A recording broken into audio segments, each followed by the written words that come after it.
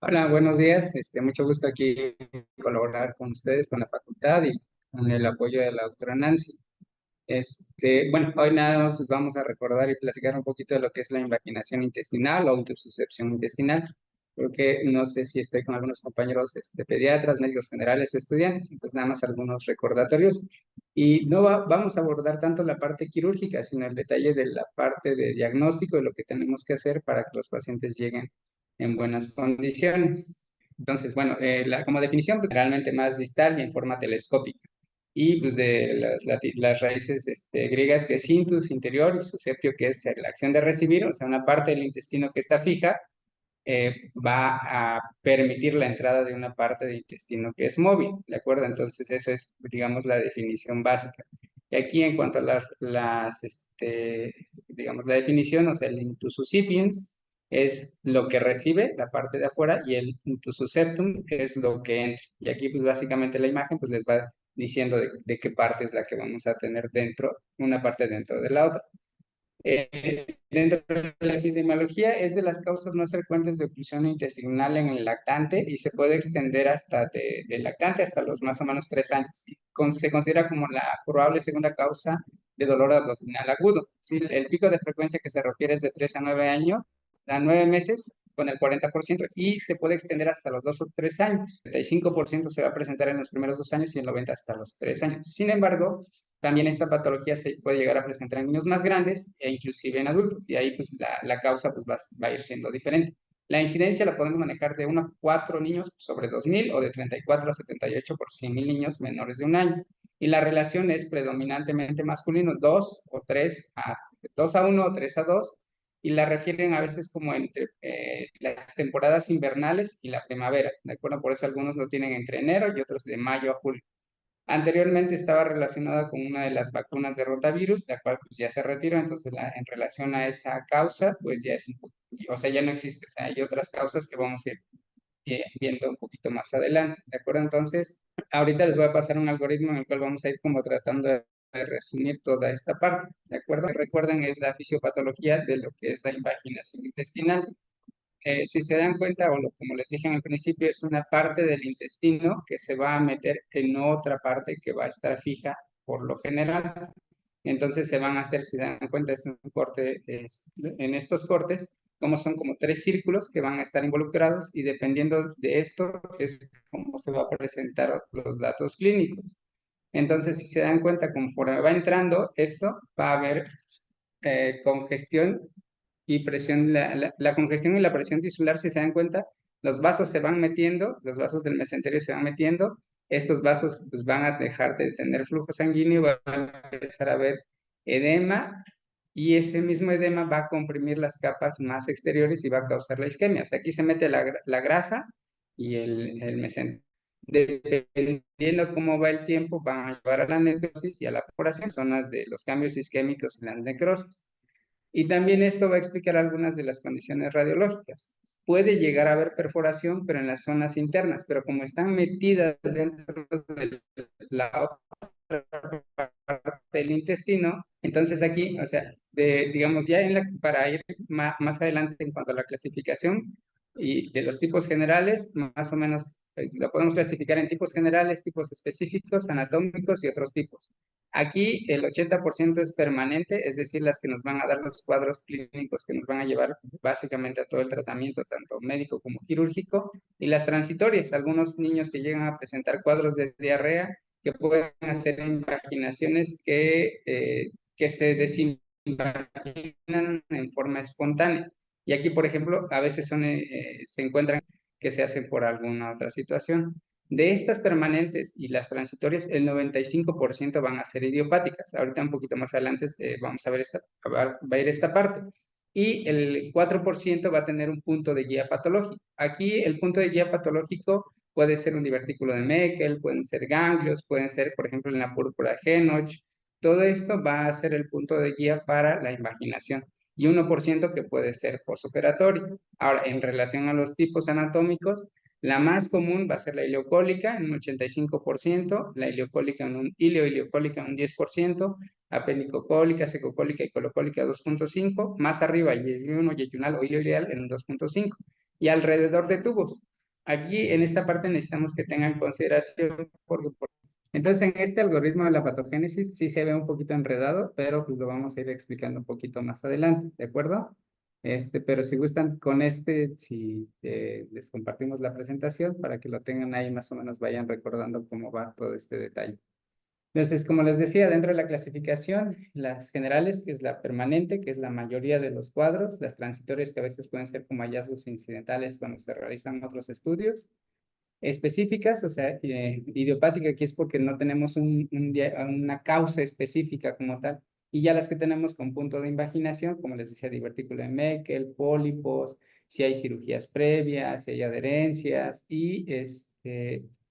y las otras que vamos a ir viendo más adelante. Y en la clasificación anatómica, la más común es la ileocólica en un 85%. Y la que les decía que ahorita necesitan ustedes tener un poquito de cuidado cuando les llegan los pacientes, que pueden ser alrededor de tubos. Por lo general, muchos de los pacientes que operamos, la mayoría utilizamos sondas Foley para las gastrostomías. Entonces, estas llegan a migrar, avanzan a través del píloro, se meten al duodeno y crean como un punto o una cabeza de invaginación, pero es alrededor de ese tubo de gastrostomía. Entonces, por lo general, el paciente sigue tolerando, no presenta aparentemente datos de alarma, y lo que tenemos que hacer aquí pues, es desinflar el globo de la Foley y volver a acomodar la gastrostomía. Y las otras, que son las recurrentes, el 5% o las neonatales en un 0.3%. Aquí más adelante les voy a explicar algunas de las características específicas de estas, ¿de acuerdo? Ahora, en cuanto a la etiología, lo que les decía, en el 90% van a ser idiopáticas. Y aquí en esta parte de idiopáticas se refiere más que nada, o lo que han encontrado, es que es tejido linfoide difuso, o sea, las placas de Peyer que se encuentran en el borde antimesentérico, y por lo general a veces están asociadas a algún cuadro infeccioso previo, la mayoría virales. Entonces hay una hiperplasia temporal y eso nos puede servir como un punto de invaginación, pero no es tan específico.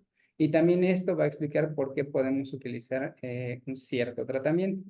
Y ya a partir de los 2, 3 años, como les comentaba, van a ser las secundarias, porque aquí por lo general ya vamos a tener un punto o guía o una cabeza de invaginación.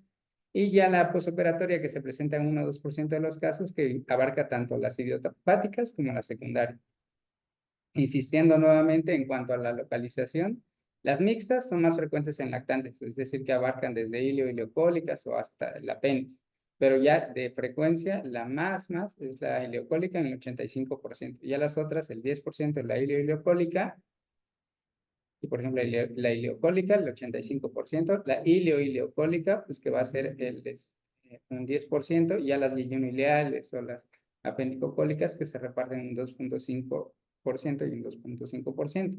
Ahora, también va a depender aquí en cuanto a la presentación digamos, anatómica, porque, por ejemplo, en el lactante, el colon tiene la fijación es un poquito más laxa, entonces es más probable que pueda avanzar la invaginación, ¿de acuerdo? Y en cambio, en los niños más grandes, que ya tenemos las cabezas de invaginaciones, por ejemplo, si hay ganglios a nivel de mesenterio, si hay un divertículo de Meckel, pues eso ya se encuentra el ilion. Entonces, eso puede ser la condicionante de que avance más tejido o más intestino delgado. Aquí podemos manejarla como la aguda, la que es, digamos, la general, como el 80%. Las crónicas o recidivantes, aquí recidivantes se refieren cuando son las que se resuelven en forma espontánea y que también tienen cierta ventaja, como el papá o los papás ya vieron cuál es el cuadro clínico, acuden más temprano, entonces los porcentajes de reducción no quirúrgica pues son un poquito más altos, a diferencia de las que se presentan en forma aguda.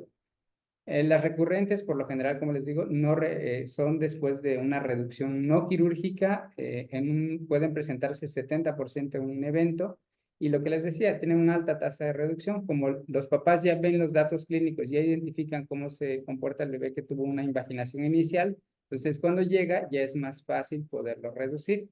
Ahora, la neonatal es la que tiene un punto de invaginación, o sea, que hay una causa patológica, como las que se presentan en los niños más grandes. Y en algunas que llega el bebé ya a nacer con un cuadro de oclusión, puede haberse considerado una posible causa de atresia intestinal, pero este es un porcentaje muy bajito, de un 0.3%. Ahora, lo que es más importante aquí es el cuadro clínico. Eso es lo que necesitamos que ustedes identifiquen cuando les llega el paciente a consulta. La presentación clásica la refiero en 30%, pero aquí lo más, digamos, lo que son los síntomas y los signos. Síntomas, el dolor abdominal tipo cólico y los vómitos. Ahora, aquí en lo que nos referimos al lactante eutrófico es que el niño invaginado por lo general es un niño que se ve aparente, o sea, que se ve sano, o sea, está gordito, o sea, sí hay pacientes desnutridos que pueden invaginarse, pero por lo general estos lactantes se ven bien, aparentemente, entre los episodios que presentan el dolor tipo cólico. Y el dolor tipo cólico que describen en los libros es que el bebé hasta dobla las piernas sobre la pancita, se pone todo sudoroso, frío, pasa el episodio del cólico y se relaja, se queda hasta dormido. Y los vómitos, estos vómitos van a ser progresivos dependiendo del tiempo de evolución que vaya teniendo el cuadro clínico, ¿de acuerdo? Entonces, pueden ser de inicio gastroalimentarios y dependiendo conforme vaya pasando el tiempo hasta ser gastrobiliares, pero eso significa que ya la oclusión ya es más distal. Y ya los signos, así como tal, o el que es el clásico que van a ver ustedes, son las evacuaciones en jalea de grosella. Aquí pues, no, a veces no se conoce la jalea de grosella, pues más fácil, jalea de fresa. O sino como mermelada le dicen a los papás, y ya para que ellos identifiquen, ¿de acuerdo? Eso es que puede ser tanto al tacto rectal como una evacuación espontánea, ¿de acuerdo? Y al momento de palpar, pues va a ser la masa abdominal cuando el intestino se va introduciendo en el otro, ¿de acuerdo? La exploración física, lo que van a encontrar pues es al bebé, le digo, entre los periodos de cólicos está tranquilo, cuando hay el periodo de cólico intenso está frío, sudoroso, dobla las piernas hacia la pancita. Pasa el dolor y se relaja. El abdomen pues, va a estar distendido, la peristalsis la pueden encontrar aumentada o de lucha, tratando de vencer esa parte que está ocluida. Y ya en la palpación lo que vamos a encontrar es una masa alargada en el abdomen y van a presentarse algunos signos, como el signo de Dance cuando la fosa ilíaca derecha está vacía, o sea que ya avanzó el ilion sobre el colon, sobre el ciego y el colon, y entonces queda vacía esa zona. Y al tacto rectal lo que van a hacer es el dedo manchado con moco y sangre, o digo, las evacuaciones en mermelada de fresa, o al tacto rectal lo que llaman el hocico de teca, que es cuando ya la invaginación ya avanzó demasiado, pero esto cuando encontramos ya más estos datos significa que probablemente el tiempo de evolución es mayor y que hay más complicaciones. Ya, digamos, uno muy tardío es un prolapso de la invaginación. Aquí cuando ocurre el prolapso de la invaginación tenemos que tener un diagnóstico diferencial con el prolapso rectal, porque si pensamos que solo es un prolapso rectal y tratamos de reducir, o sea, vamos a dejar ese diagnóstico de invaginación descartado y se nos puede presentar el paciente con más complicaciones.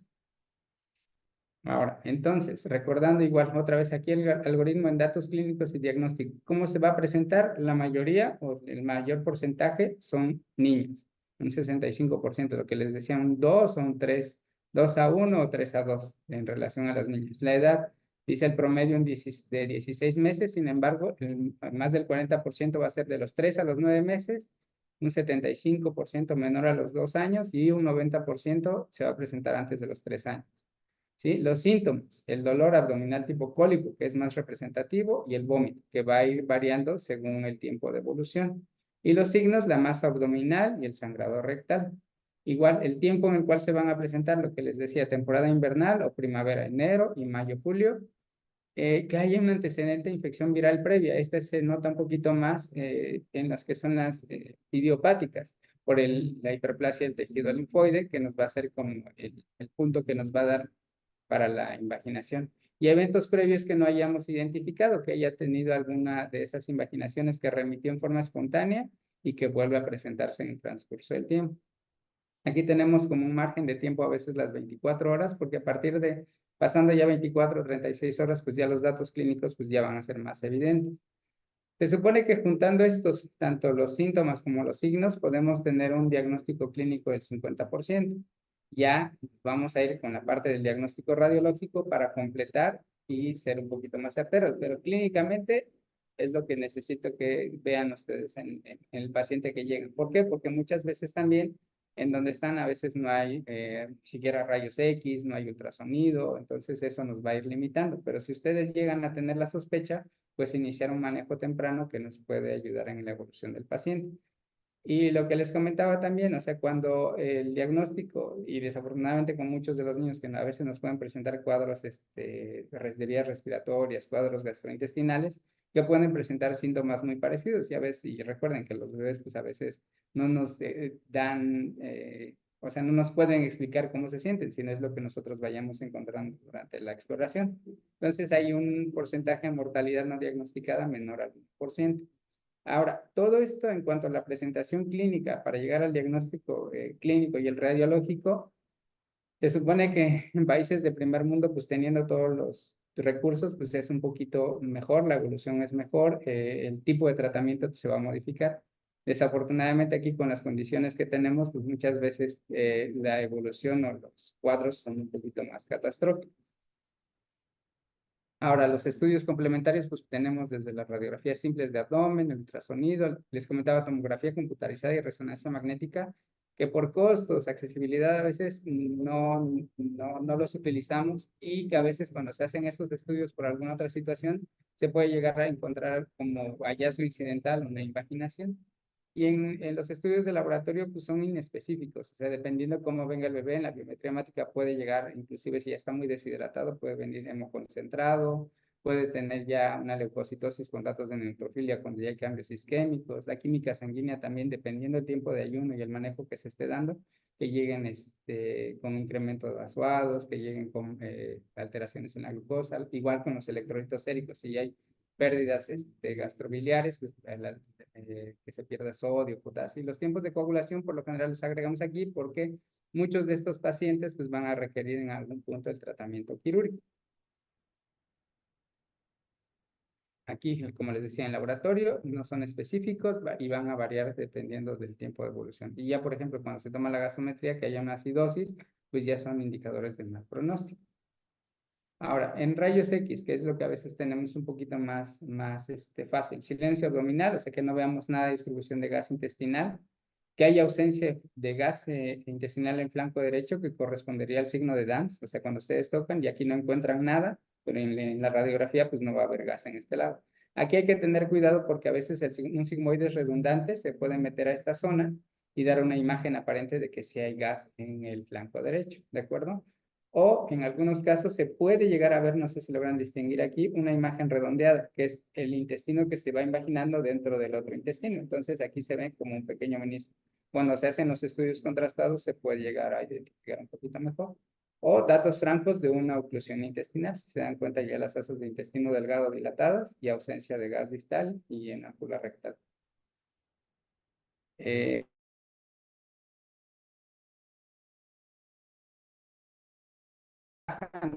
necesitamos tenga, digamos, la experiencia para realizarlo, pero cuando tenemos para el diagnóstico, pues es un poquito lo más, lo que nos puede ayudar un poquito más. Lo clásico pues, va a ser el signo de la diana, las del intestino exterior y las capas del interior, o sea, las donitas que vamos, la signo de la dona, o sea, las donitas que vemos en la imagen inicial que nos va a explicar la fisiopatología, se va a ver acá. Y cuando es Doppler, la ventaja es que nos quiere evaluar parcialmente si todavía hay flujo, si todavía está llegando sangre a esta parte del intestino. O una imagen de pseudo riñón, igual que nos va a dar de lo que es el intestino que está recibiendo al intestino que se está imaginando. Y a veces podemos llegar a identificar puntos de. Ahora, aquí la parte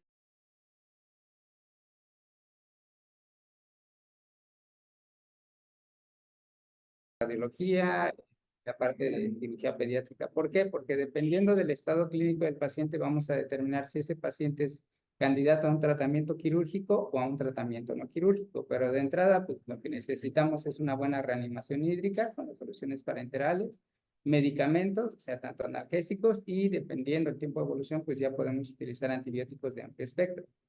Aquí, en esta parte que les comento de los esteroides y la dexametasona, es pensando en los lactantes que tuviesen como causa que tenemos como un diagnóstico idiopático, donde tenemos una supuesta hiperplasia del tejido linfoide.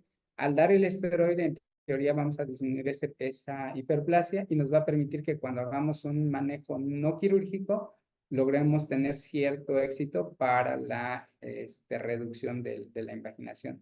Y ya también si persiste con vómitos, si está muy distendido, si hay datos de alarma, pues una sonda orogástrica o nasogástrica, pues aquí va a depender ya de la edad del paciente y si tiene o no dientes. Ahora, el tratamiento no quirúrgico. Aquí, digamos, en algunos protocolos se establecen que se haya un diagnóstico confirmado por ultrasonido en niños de 3 meses a 2 años, antes estaba de 6 meses a 2 años, una evolución, aquí el tiempo de evolución menor a 24 o 36 horas, y que eso ya lo haya habido hasta 3 eventos de recurrencia. En algunos otros casos, ya cuando son más grandes o como los papás ya identifican más fácilmente, podemos dar un poquito más de eventos de recurrencia que podamos reducir de una forma no quirúrgica. Ahora, de entrada, los datos ya para un tratamiento quirúrgico, que tengamos un abdomen agudo, el paciente que esté inestable y los datos radiológicos de entrada o secundarios a un tratamiento inicial no quirúrgico. Aquí en el tratamiento no quirúrgico siempre ponemos esta parte de tener un quirófano disponible. ¿Por qué? Porque si el paciente, digamos, estamos haciendo la reducción y se presenta alguna eventualidad como una perforación, pues en ese momento ya tenemos que estar con la idea de que probablemente tengamos que entrar a quirófano. Si, digamos, si se hace la reducción y por alguna situación no se logra reducir o ocurre alguna perforación y no tenemos el quirófano disponible, pues la fuga del material intestinal a la cavidad pues nos va a ir comprometiendo la evolución también del paciente. Entonces, uno, podemos hacer una reducción neumática, tanto por control ultrasonográfico o una reducción hidrostática con un control ultrasonográfico también. Tanto en la reducción neumática como en la reducción hidrostática, lo ideal es que, no haya, que la presión no sea mayor a 120 milímetros de mercurio. Se supone que este es el límite de seguridad. Sin embargo, o sea, les digo, aquí varía de cada paciente. Hay algunos pacientes que con 30, 60 milímetros ya llegan a presentarse los datos de perforación.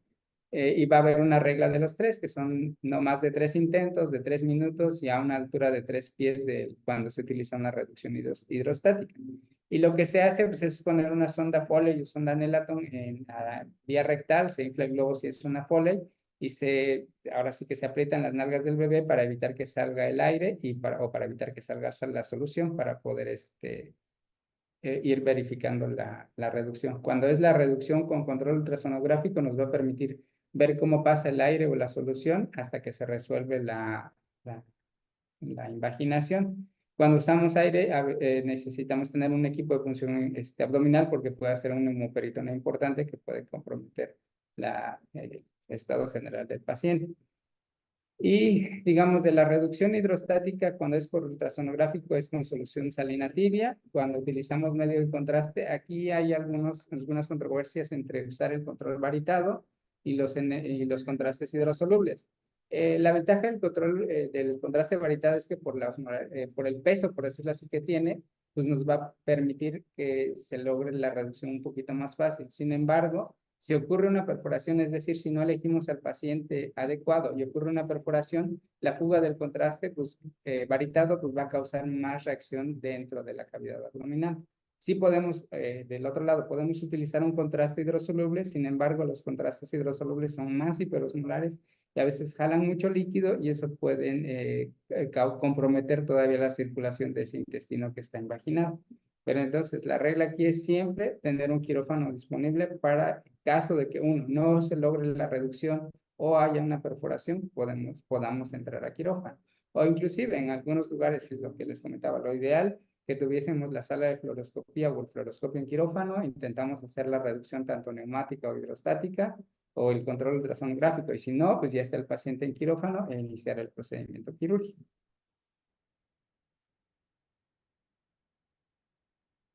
Cuando se realiza el control o la reducción no quirúrgica, en el seguimiento, pues el paciente si digamos es poco el tiempo de evolución, la reducción es fácil, todo eso inclusive hasta puede en algún momento considerarse el egreso a domicilio, siempre y cuando el paciente esté cerca de un hospital, tenga facilidad de movilidad para llegar en caso de que ocurra un evento de reinvaginación. En otros casos, pues a veces por las condiciones, pues preferimos unas 24 horas de observación. Se realiza un ultrasonido igual de control, si está negativo, se puede egresar al paciente. Si está positivo, es decir, que haya otra vez signos de imaginación, que haya sido una recurrencia o una reducción incompleta, podemos repetir el procedimiento, siempre y cuando las condiciones del paciente o el paciente esté clínicamente estable. Aquí igual, el algoritmo de reducción radiológica. Vamos a hacer la reducción radiológica con técnica hidrostática o neumática. puede ser la guía fluoroscópica o por ultrasonido.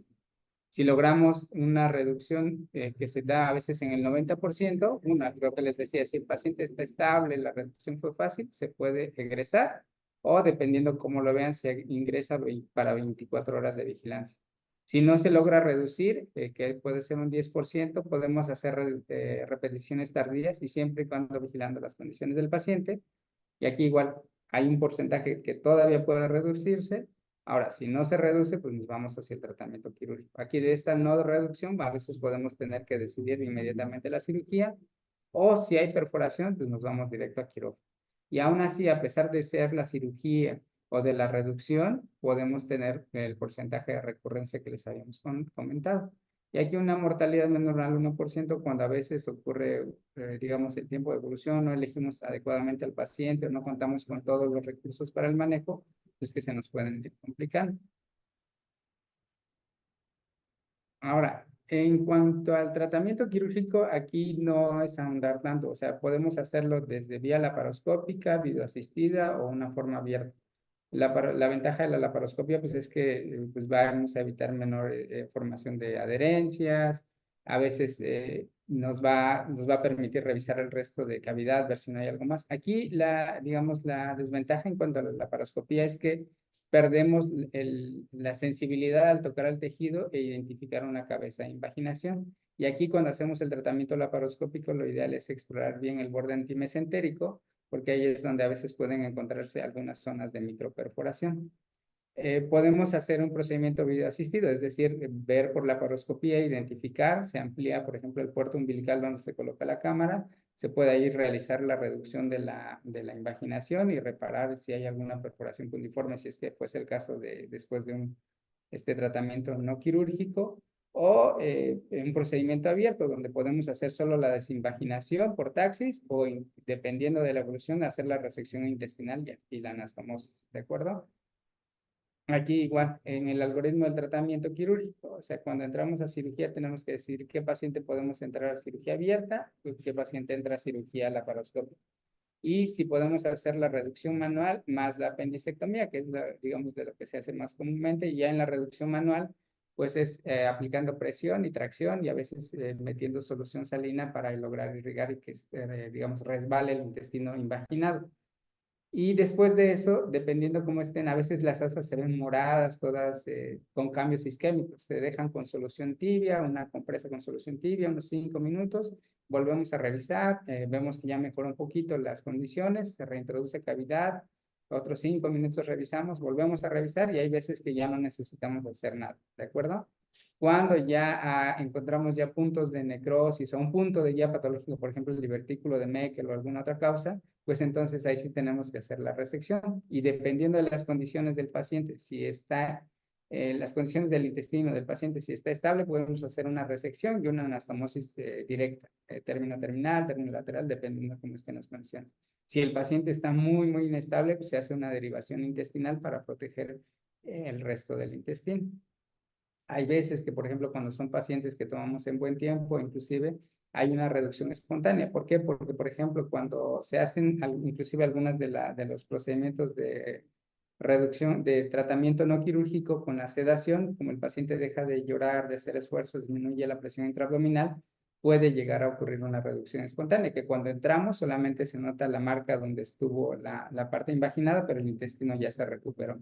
Y por ejemplo, si hubo una perforación, pues, y está limitada, pues llegar a cerrar el sitio de la perforación. De todos estos pacientes, tanto los de la reducción, la reducción manual o la reducción espontánea, digamos, podemos llegar a tener hasta un 14% de complicaciones total.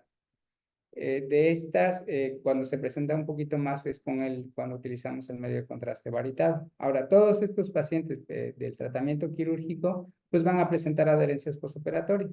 Y de estos también, pues es lo que nos va a llegar a considerar o causar las recurrencias, que son las invaginaciones después de eventos quirúrgicos. Ahora, en cuanto al seguimiento después de un tratamiento quirúrgico, pues va a ser dependiendo de los hallazgos y de la evolución postoperatoria. Les digo, aquí va a depender mucho de la parte de qué tan comprometido está el intestino, si se recuperó el intestino, entonces el tiempo de ayuno puede variar 3, 5 días, uso de sonda nasogástrica, las soluciones parenterales, los antibióticos. Dependiendo cómo encontremos el intestino también, a veces, si vimos que recupera, pero nos queda cierta duda de que pudiese haber compromiso posterior, pues dejar drenajes que nos puedan llegar a servir como de testigos en caso de que ocurriese alguna perforación. Ahora, la mortalidad es más o menos del 1%, pero va a incrementar mucho con el diagnóstico y tratamiento tardíos. Es la parte que les insisto bastante. O sea, primero identificar al paciente y si en el lugar en el donde están, digamos, no tenemos acceso a estudios de imagen, o sea, buscar o realizar el traslado a una unidad donde podamos contar con eso. Pero los que ustedes tienen que empezar, pues es el tratamiento, o sea, una buena reanimación hídrica, los antibióticos, el analgésico, y en caso de que ya la distensión abdominal importante, pues el uso de sonda nasogástrica o orogástrica. Y ya de la recurrencia, lo que les comentaba, el tratamiento no operatorio, que puede llegar a ser un 5%, y cuando es después de un tratamiento quirúrgico, del 1 al 4%. No sé si gustan, regresemos a alguna parte, si tengan alguna duda en algún punto o quieran que ahondemos en alguna otra parte. Sí, doctora, hay unas preguntas. La doctora Judith puso ahorita, le voy a leer mejor las preguntas de una vez. ¿Sí? Dice la doctora Judith, ¿y existen criterios para tomar en consideración una reducción neumática o quirúrgica? Sí, ¿O aquí ajá, digamos, en el tratamiento no quirúrgico, lo que les comentaba, o sea, que fuesen niños de 3 meses a 2 años, recuerden que entre más pequeños las posibilidades de que sea una causa idiopática son mayores. En niños más grandes, es decir, la causa, que haya una cabeza de invaginación es más probable.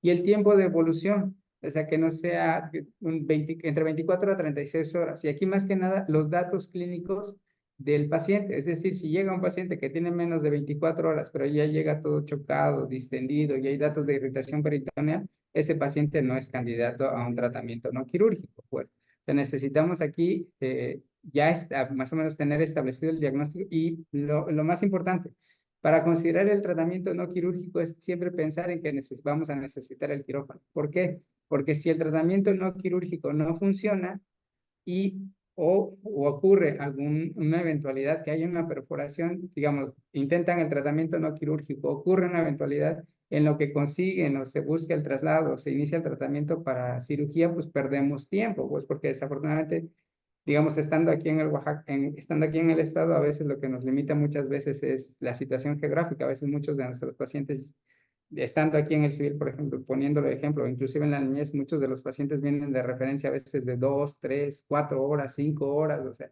y entre más tiempo va pasando, pues el riesgo de que haya más complicaciones, de que se descompense ese paciente es mayor. Ahora, por ejemplo, también dependemos de en qué tiempo, que haya espacio en los hospitales, que tengan cómo trasladarlo, porque a veces los familiares, desafortunadamente, a veces no tienen cómo trasladar al paciente o en el hospital de referencia no tienen cómo trasladarlo o no hay espacio en los hospitales públicos, pues entonces a veces es tratar de establecer a veces el cómo lo vamos a manejar e inclusive también trabajando desde el Colegio de Cirujanos Pediatras de Oaxaca. Si gustan, ahorita les comparto el contacto de mío y de los compañeros. O sea, a veces podemos iniciar el apoyo, por decirlo así, empieza con tales medicamentos, empieza con tal manejo en lo que vas preparando el traslado. O sea, pero ya no esperarse a que pase algo más. Y les digo, o sea, idealmente tener el quirófano disponible. O sea, si el paciente está estable, no tiene datos de alarma, igual y se puede realizar el tratamiento no quirúrgico, pero siempre y cuando teniendo el quirófano disponible, o sea, o el personal disponible para que en un momento dado que no evolucione bien, podamos entrar a cirugía. O sea, y básicamente, y más que nada en México, sería nuestra, y digamos México, provincia y hospitales pequeños que tenemos, sería más que nada tener eso. Si estuviéramos en un lugar, no sé, de Ciudad de México, Guadalajara, Monterrey o en otros países que digamos tienen todo un poquito más cercano, pues tienen más hospitales a donde ir. Tenemos, no sé, rayos X disponibles todo el día, no sé, hay un radiólogo para que haga el ultrasonido. A veces en otros lugares, y también, como les digo, la reducción radiológica ultrasonográfica depende o es observador dependiente, pues entonces necesitamos que quien lo haga también tenga los conocimientos o tenga la experiencia, pues más que nada, sí los conocimientos, pero más que nada la experiencia en realizar esos procedimientos. gracias, doctor. Dice la doctora María Esther, ¿cómo se mide ese 10% de no reducción? Cuando se intenta hacer el tratamiento no quirúrgico con la reducción neumática o hidrostática, cuando hacemos la reducción, por ejemplo, neumática, cuando están insuflando el gas, se va a ver cómo pasa el gas libremente del intestino invaginado.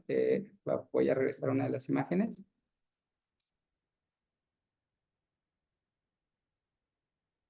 Aquí, por ejemplo, en esta imagen, aquí, digamos, se mete la sonda por vía rectal, se empieza a meter el gas.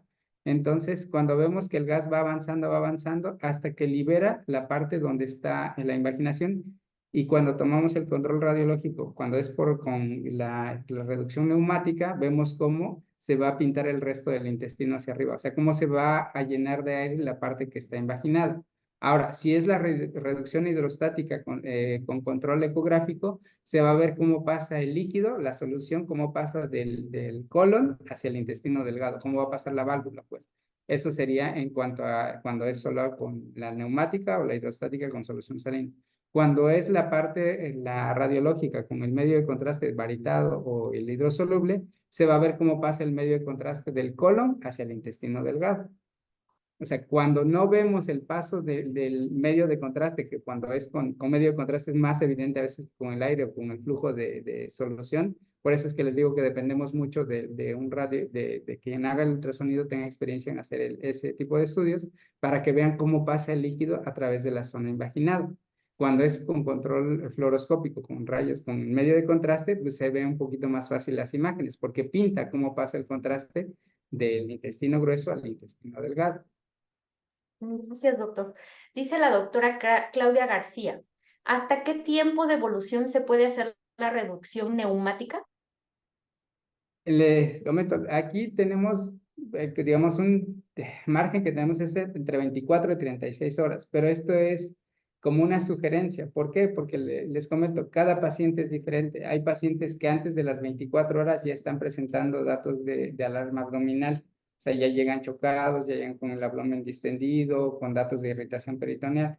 Ese paciente, pues, y le digo, y dependiendo del lugar donde esté, si tuviese en ese momento todos los recursos, se hacen el ultrasonido, dicen, ok, o la radiografía, todavía no hay aire libre, ok, el paciente lo podemos controlar o estabilizar con el manejo médico, podríamos realizar el intento de una reducción neumática o hidrostática, siempre y cuando considerando de que si no se logra reducir o los datos clínicos no mejoran o al contrario va el deterioro del paciente, ya en ese momento estar considerando, o sea, tener disponible el quirófano, pues. Y les digo, más que nada, desafortunadamente en países del tercer mundo es donde tenemos un poquito más esa dificultad en cuanto a tener todos los recursos al momento.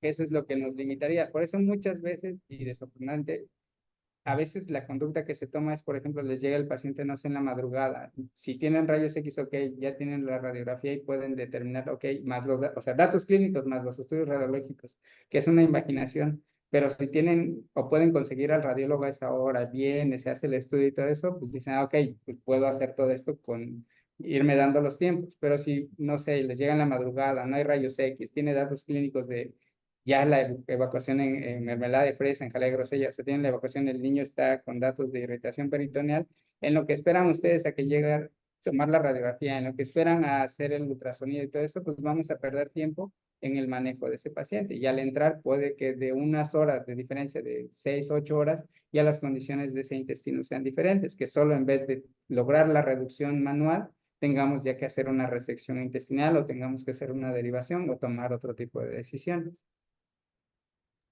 Gracias, doctor. Dice el doctor Rogelio, ¿qué porcentaje en nuestro medio se hace la reducción no quirúrgica?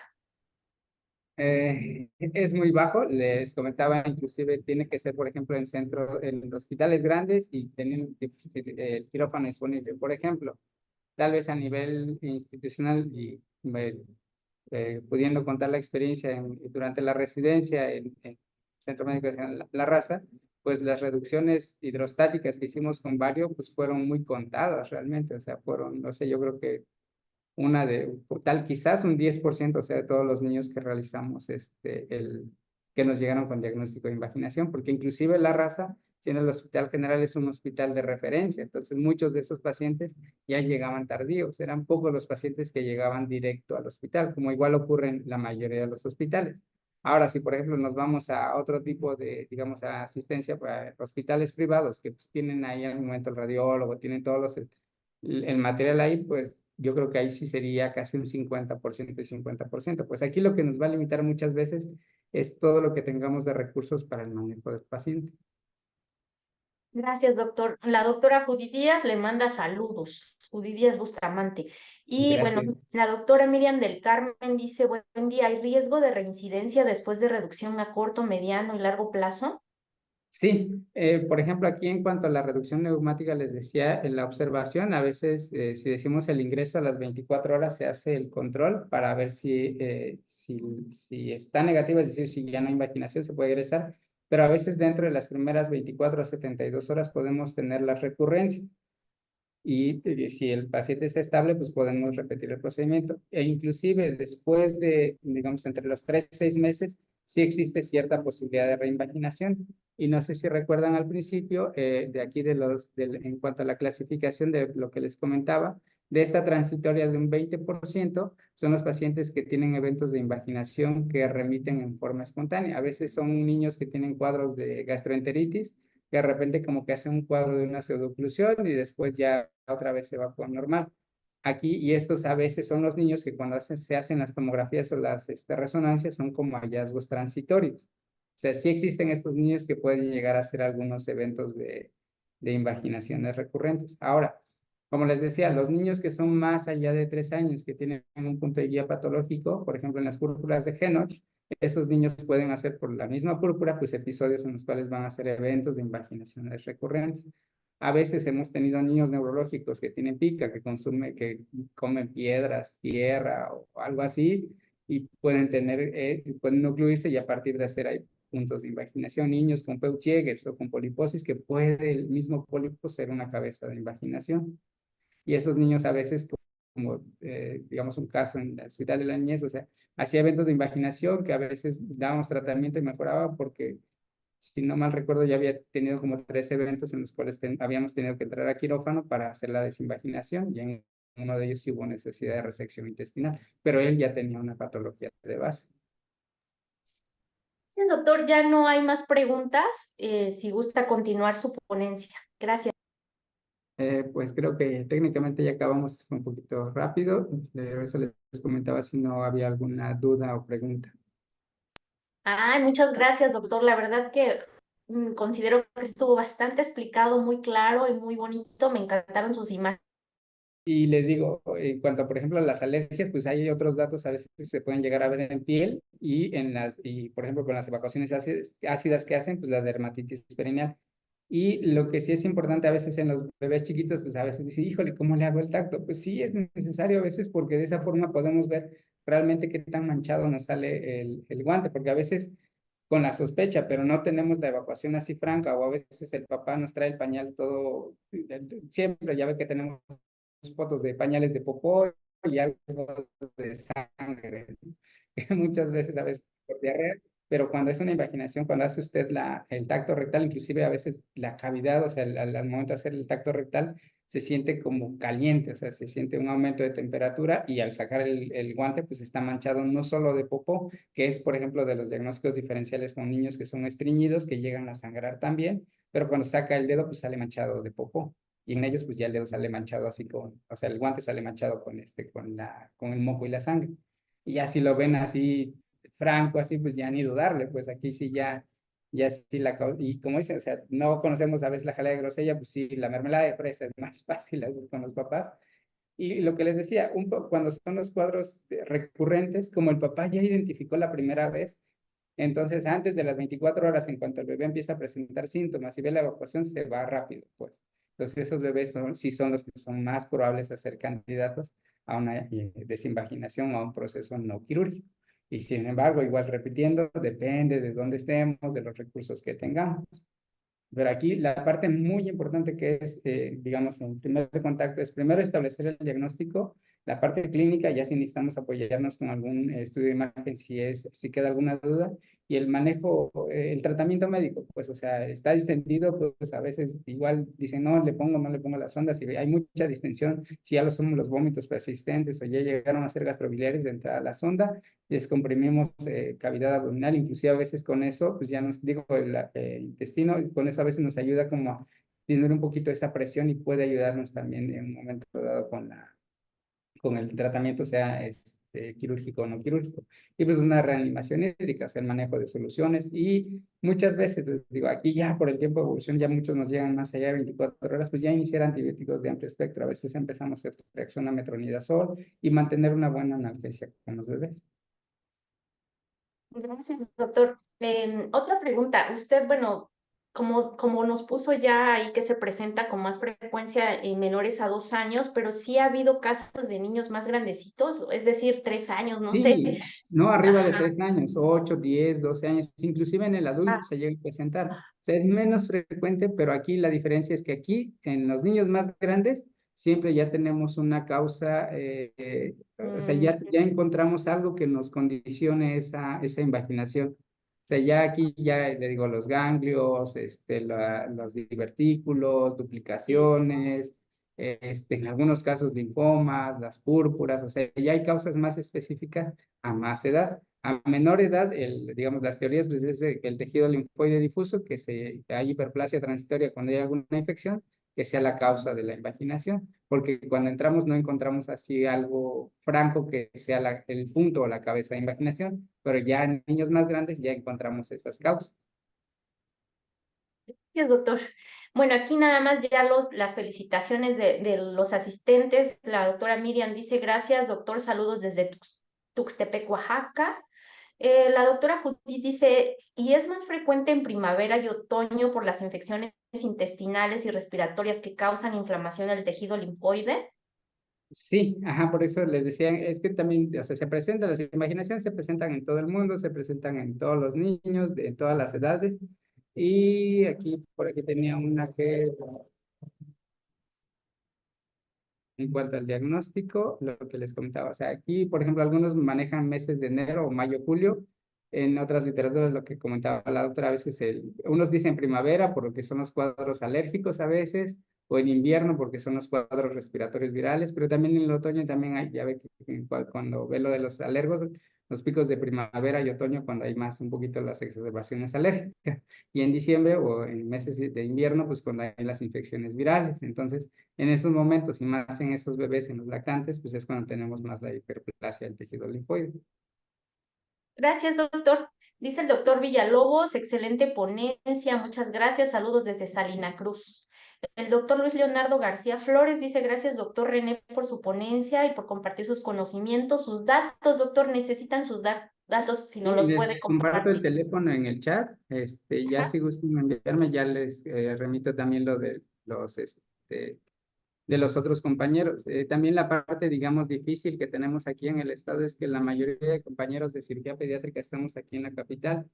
Solamente, si no me equivoco, hay dos en Salina Cruz. Creo que está el doctor Manuel y el doctor Mederos.